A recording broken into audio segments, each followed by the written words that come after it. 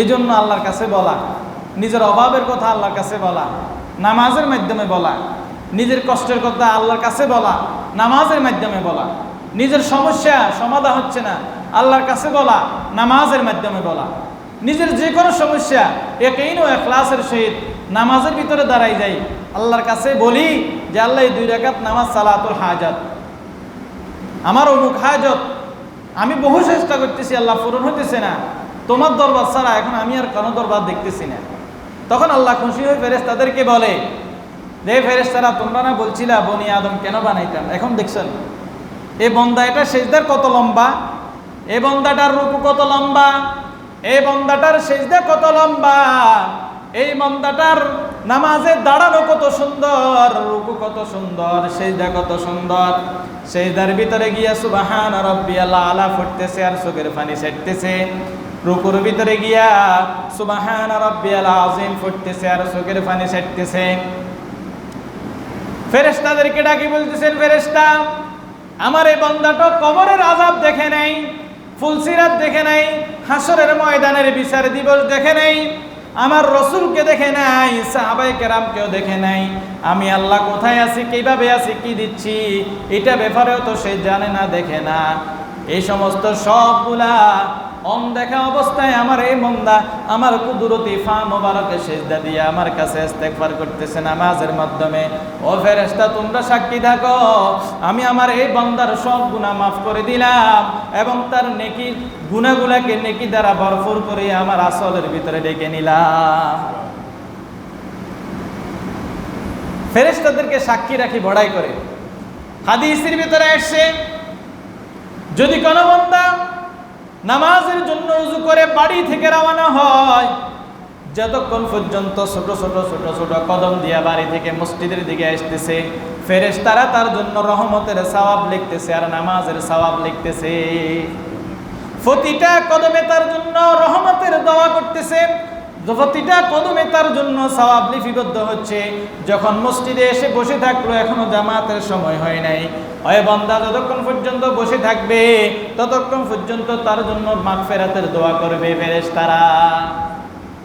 ফেরেশতারা তার জন্য মাগফিরাতের দোয়া করবে মসজিদে আসে বসে থাকলে নামাজের অপেক্ষায়।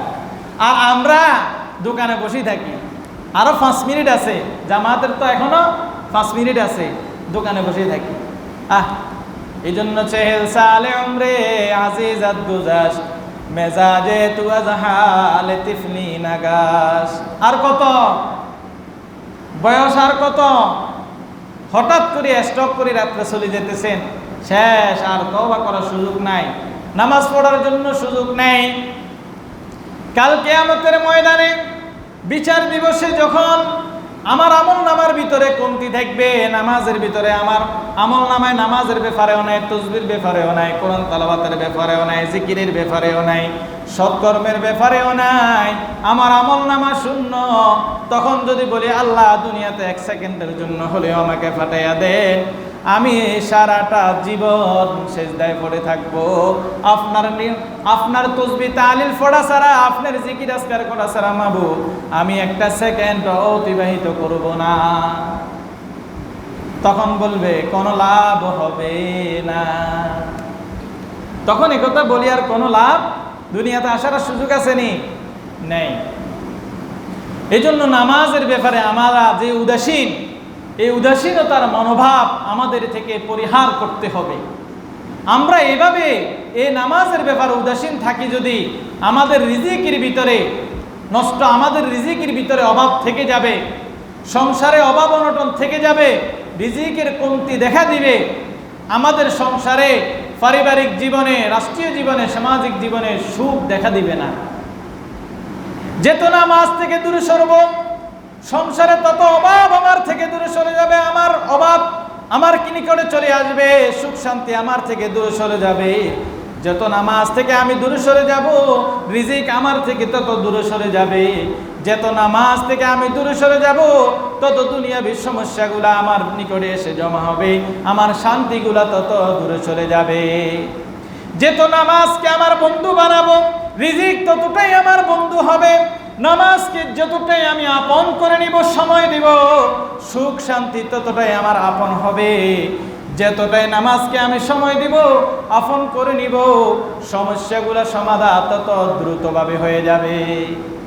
এজন্য নামাজের ব্যাপারে আমরা বেশি উদাসীন, বেশি গাফেল। আল্লাহ আমাদেরকে 5 ওয়াক্ত নামাজের ব্যাপারে মনোযোগী হওয়ার তৌফিক দান করেন। ওয়ান জাবির রাদিয়াল্লাহু তাআলা আনহু قال قال رسول الله صلى الله عليه وسلم بين العبد وبين الكفر ترك الصلاة।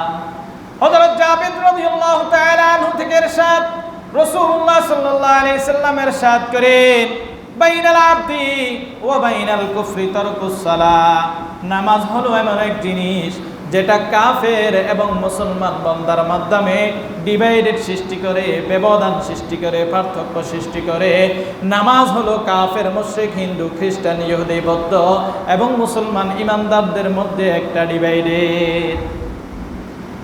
একজন মুসলমানকে চিনার উপায় হলো, একজন কাফেরকে চিনার উপায় হলো, একজন হিন্দুকে, একজন মুশরিককে, একজন মুনাফিককে চিনার উপায়, ওই ব্যক্তি যখন নামাজের সময় হবে, ওই ব্যক্তি মসজিদে জামাতের সহিত নামাজ পড়ার জন্য যাবে না, একাই নির্জনে বসে নামাজ পড়ার জন্য অপেক্ষা করবে না। আর একজন মুসলমান যদি ইমানদার হয়ে থাকে, আজানের ধ্বনি শোনার সাথে সাথে ওই ব্যক্তি মসজিদে যাওয়ার জন্য দিলটা তরপট করবে, আমি কখন মসজিদে গিয়ে জামাতের সহিত নামাজ পড়ব। তাহলে বোঝা গেল একজন ইমানদার মুসলমান আর একজন মুশরিক ইহুদিকে চিনার ব্যবধান হলো নামাজ।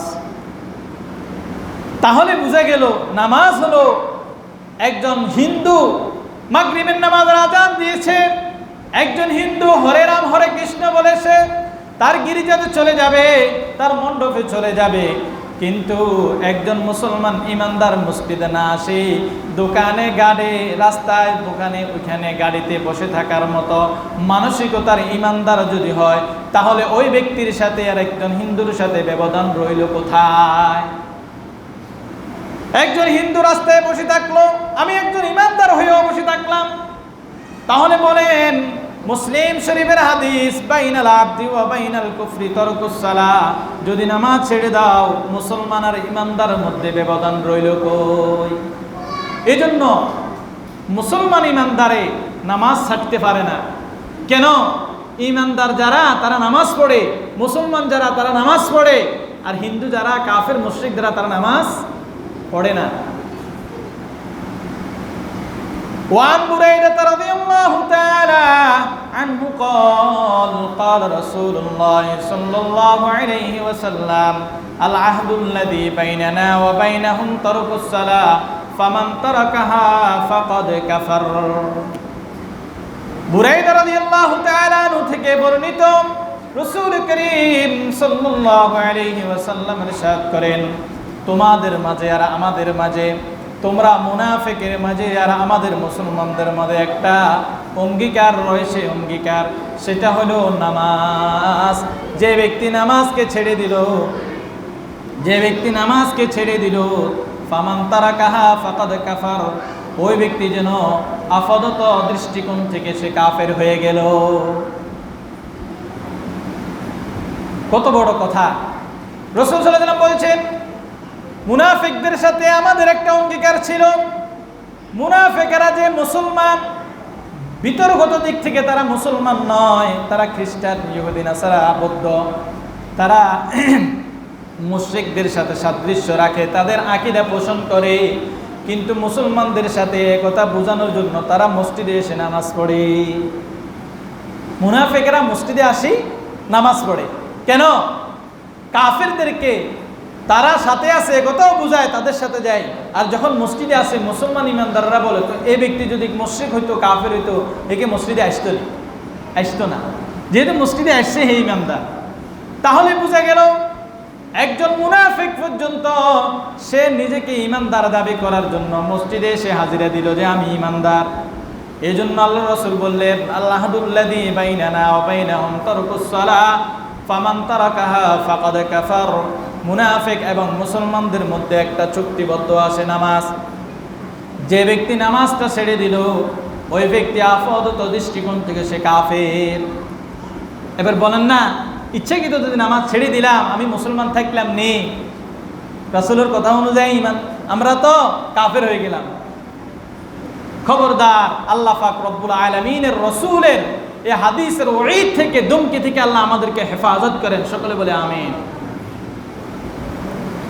قال رسول الله صلى الله عليه وسلم, আল্লাহর রাসূল সাল্লাল্লাহু আলাইহি ওয়াসাল্লামের আরেকটা হাদিসের ভিতরে বলতেছেন, ওয়ান বাররা ইবনে আযিব রাদিয়াল্লাহু তাআলা আনহু আওসানির খলিলি আল্লাহ তুশরিকা বিল্লাহি শাইআ। আল্লাহর রাসূলের একজন সাহাবী, তিনি বলতেছেন, আল্লাহ রাসূল সাল্লাল্লাহু আলাইহি ওয়াসাল্লাম আমার খলিল, আমার দোস্ত, আমার হাবিব, আমার পেয়ারা বন্ধু, তিনি আমাকে কিছু জিনিস ওসিয়ত করতেছেন। আওসানি লা তুশরিকু বিল্লাহি শাইআ, আল্লাহর সাথে তুমি কাউকে শরীক করিও না, অংশীদার করিও না। ওয়া ইন কুতিয়াত আও হুররিকাত, যদি শিরক করা অবস্থায় তোমাকে যদি কেউ আগুনের ভিতরে দগ্ধ করে ফেলে, অথবা তোমাকে যদি কেউ টুকরো টুকরো করে ফেলে, এরপরেও তুমি আল্লাহর সাথে কাউকে শরীক করিও না। কত বড় কথা, শিরক কত বড় কথা এটা। এরপরে বলতেছেন, লা তাতরুক সালাতান মাকতুবাতান মুতাআম্মিদান ওয়া আন তারাকাহা মুতাআম্মিদান ফাকাদ বারিআত মিনহু যিম্মা। আল্লাহর রাসূল সাল্লাল্লাহু আলাইহি ওয়াসাল্লাম হাদিসের ভিতরে ইরশাদ করতে গিয়ে, ওসিয়ত করতে গিয়ে বলতেছেন, লা তাতরুকু সালাতান মাকতুবাতান মুতাআম্মিদান, তোমরা 5 ওয়াক্ত ফরজ নামাজকে তোমরা ছেড়ে দিও না। ওয়াইন তাতরুক সালাতান মাকতুবাতান, ওয়াইন তাতরুক সালাতান, যদি তোমরা ইচ্ছাকৃতভাবে যদি নামাজ ছেড়ে দাও, মনে রাখিও ফাকাদ বারিআত মিনহু যিম্মা, তোমরা আল্লাহ পাক রব্বুল আলামিনের জিম্মাদারিতে যে ছিলা, আল্লাহ পাক রব্বুল আলামিনের নিগরানিতে যে ছিলা, আল্লাহ পাক রব্বুল আলামিনের তদারকিতে ছিলা, হেফাজতে ছিলা, ওইটা আর থাকিবে না, ওইটা আল্লাহ পাক রব্বুল আলামিন উঠাই নেবেন। বান্দা খবরদার, ইচ্ছাকৃতভাবে তুই আমার বিধান নামাজ ছেড়ে দিলি। 5 ওয়াক্ত নামাজ দৈনিক আমি তোর জন্য দিয়েছিলাম বান্দা, তুই ইচ্ছাকৃতভাবে পড়স নাই, তোর পড়ার মতো শক্তি সামর্থ্য ছিল, তুই পড়লি না বান্দা, তুই এখন আমার জিম্মাদারিতে নাই, তোর জিম্মাদারি তোর ভিতরে দিয়ে দিলাম। আল্লাহ পাক আমাদেরকে এই কথা থেকেও হেফাজত করেন। কত বড় ধমকির কথা, আমরা যে নামাজ পড়ি না, কত বড় ধমকির কথা দেখেন। এই জন্য আমরা চেষ্টা করব 5 ওয়াক্ত নামাজ যেন বা জামাত তাকবীরুলের সহিত সব সময় যেন পড়তে